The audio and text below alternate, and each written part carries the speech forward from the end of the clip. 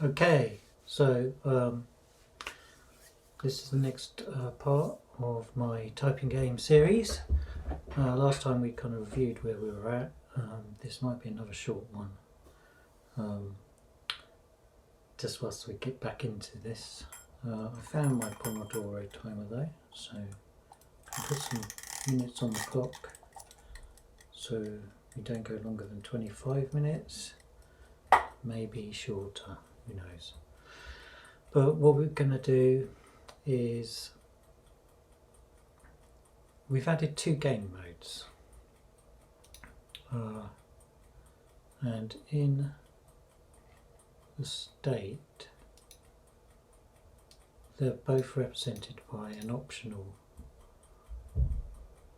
game state, and that's really not great because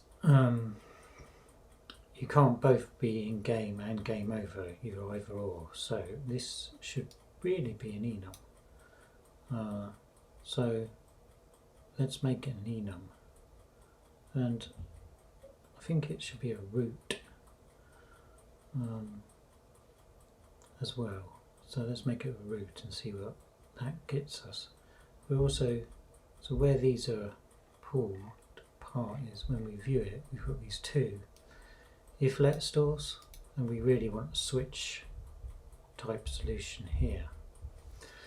Luckily composable architecture comes with switch stores, a bit like these with cases, so we're going to look at the docs, or look at the code in here, switch store, and we're going to make something like this, switch store with 2 caselets. So it should be quite simple, but it will get us back into making changes to this app which I've neglected for 6 months. So let's go ahead and do it. So right now what we're going to do is this game state is really an enum.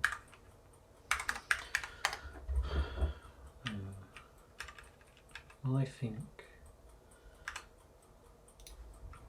we should define a root.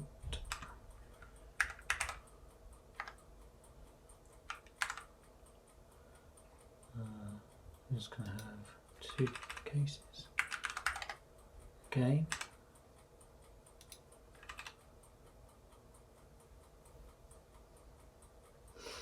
Remember which key. Okay. I'm still using this blank keyboard, so I still don't know where any keys are. And I've also started using a Prionic in my work, on my work computer, which means, and I haven't mapped them the same, so now I've got 2 silly keyboards with different mappings, so I'm a little bit making it harder for myself than I need to. And then the optionality comes here, but to be honest we either have to be in game or game over, there's no optionality, is there? What happens if we're nil?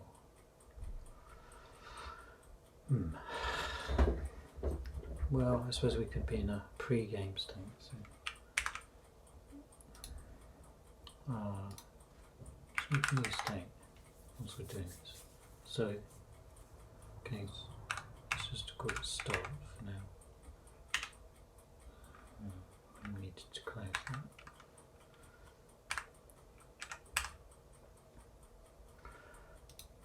This is going to be equatable.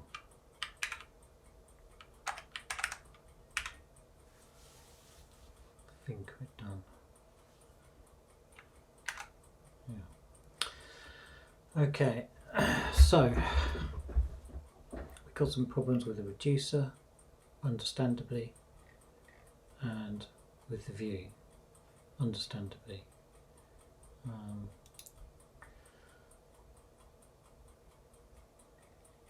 So let's deal with this first. We're going to take our switch store,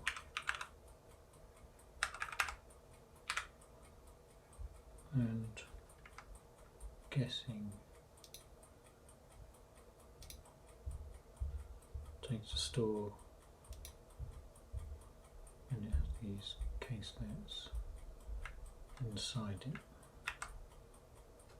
Oops. So, oops.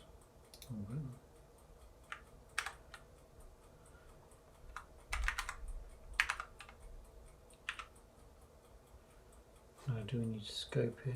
I'm going to scope it. No, I think not. Then in our case.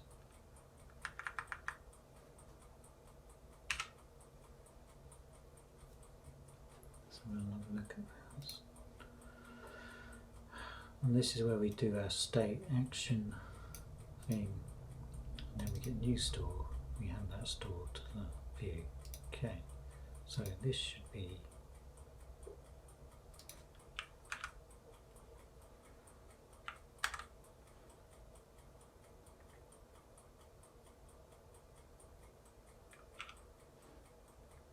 scoping the store.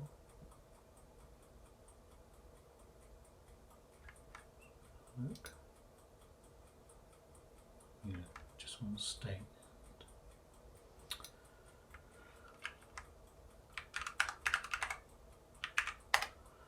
This is going to be this backslash again.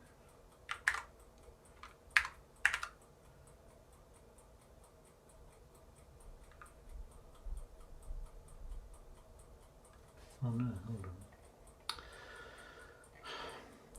on. As if I'm doing I need to write some bindings.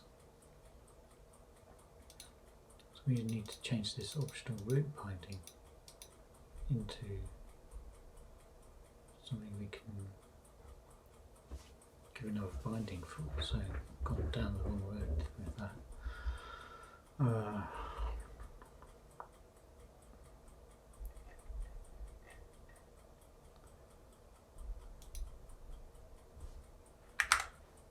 Going to take that.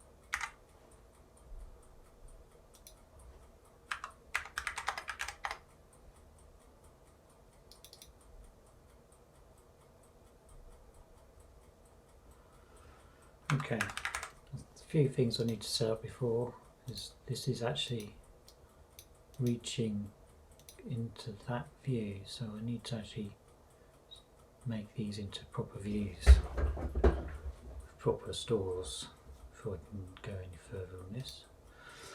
So that was interesting. I told you I was a bit green on this project. So we can discard those changes.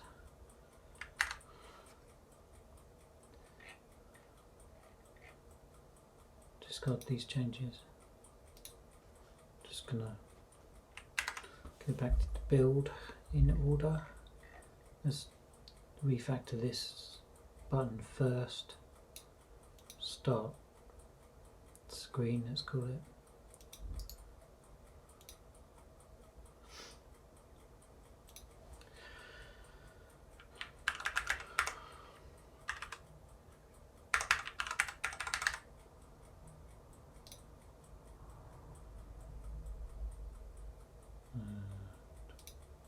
Take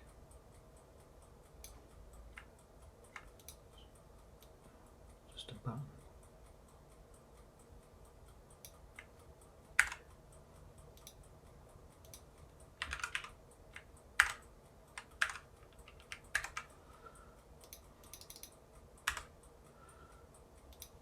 But it's going to take a store.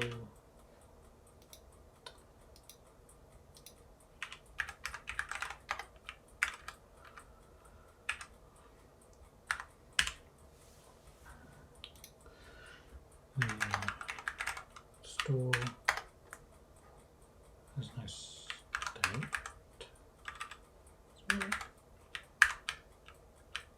StartScreen. It does have an action.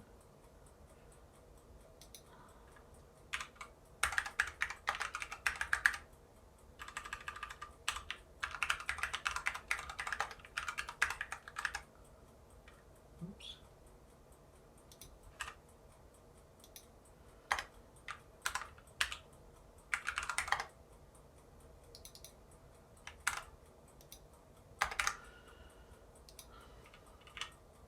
Okay. Each action is a StartScreen action. Let's get rid of this.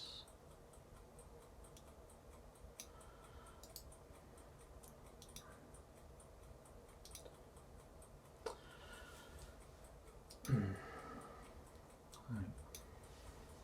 So this is the beauty of doing things in small chunks, is you can just chuck stuff away. That's what I tend to do.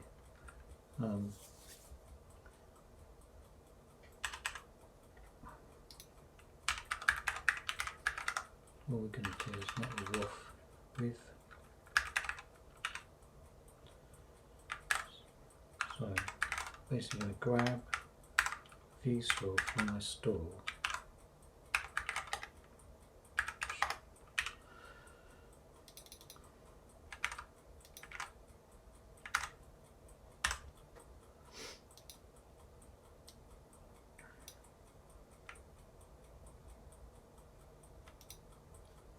And put a button in.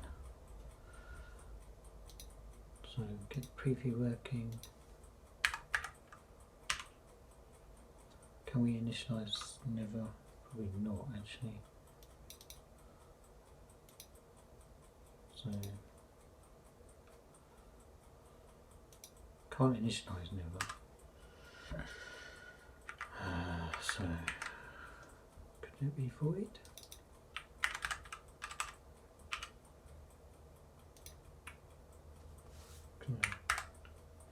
Just give him the reducer. Give him no environment.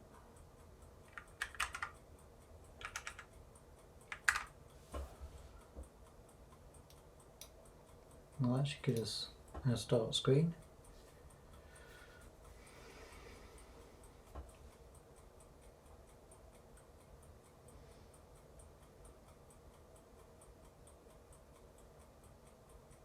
Right, it's just a start button.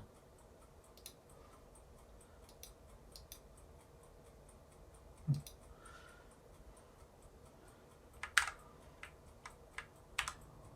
was not expecting that. I think it's the weird thing of doing previews for the Mac, on the Mac. It actually because it fires up the whole app. The preview is actually hooked into the app. Now what we need to do is hook this start screen action into the reducer. So we're going to go back to the app view. We've now got a custom screen, which is the start screen, and we give it our store,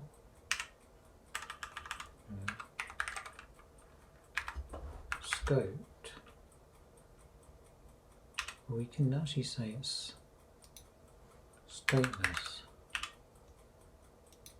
and not have to scope that. I'd like to do that because we're not using it. And then we're going to give it an action.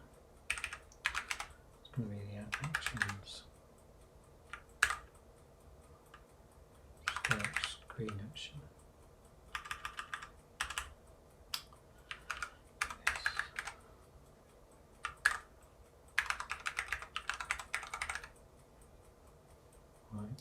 We need to make that exist. So can put that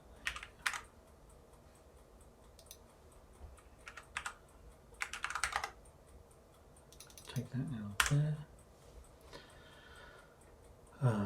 Now our reducer needs to incorporate the start screen reducer.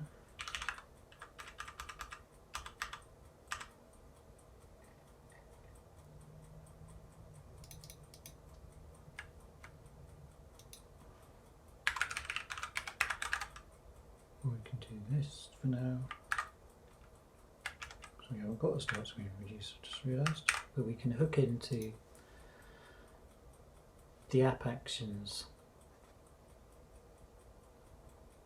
No. Start screen action,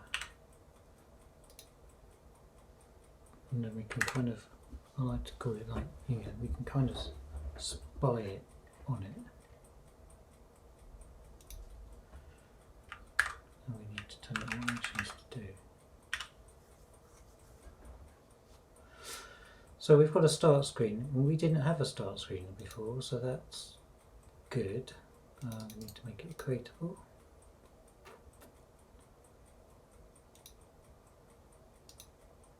In the action. So testing, we haven't really done any testing, so it's not really important, but habit.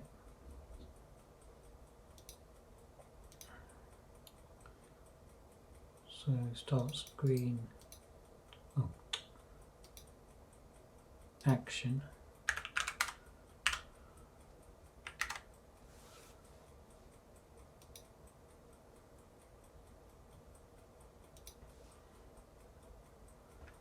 Well, we can't do that.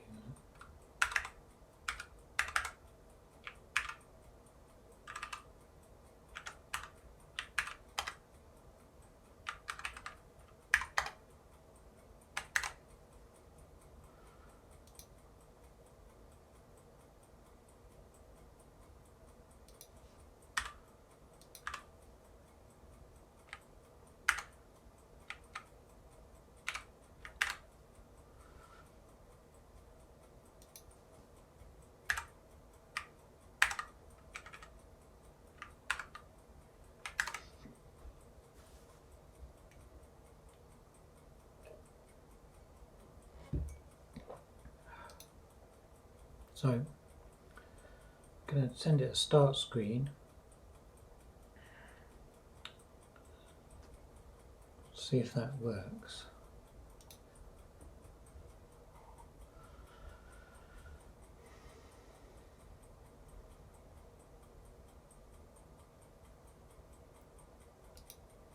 Yeah, still works. Speed, so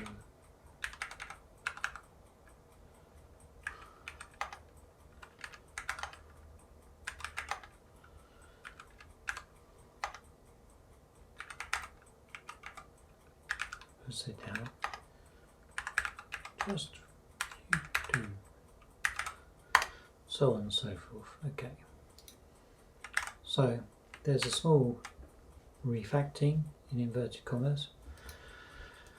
We just built a start screen so that which is scoped, and it's stateless because we don't actually need a state in the start screen, because all it does is it presents a button, displays a button, and passes up through the chain the user tap start. So we can have a store that's stateless, that has a void.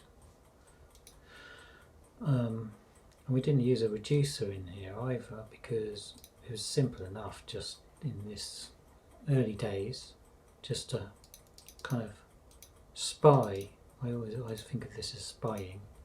So we're spying on the start screen from the app reducer. So the app reducer gets access to this, just like it gets access to game over and user tap play again. It's also got access to the start screen's actions. So we've actually ended up with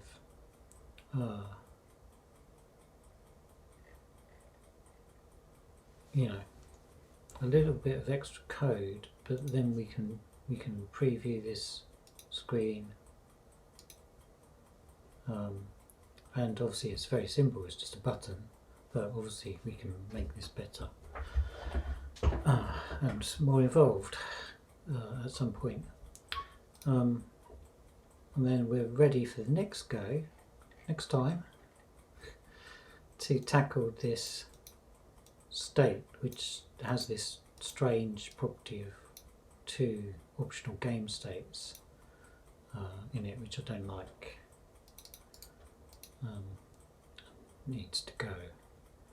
because the game state should be representing, in fact it does, you can see it's a game that's running, you know, it's got a phase, it's got all the data required to display a game, it's not the start screen.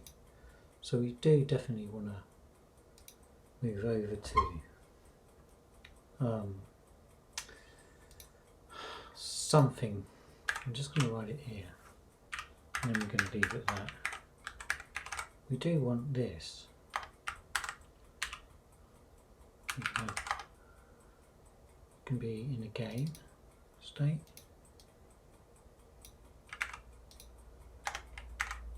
We could call it playing.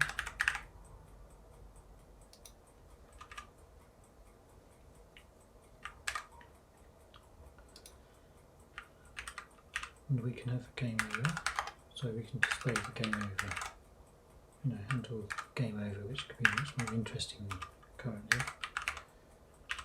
And we want a splash screen start. Put them in alphabetical order. And we want another state in this case, start.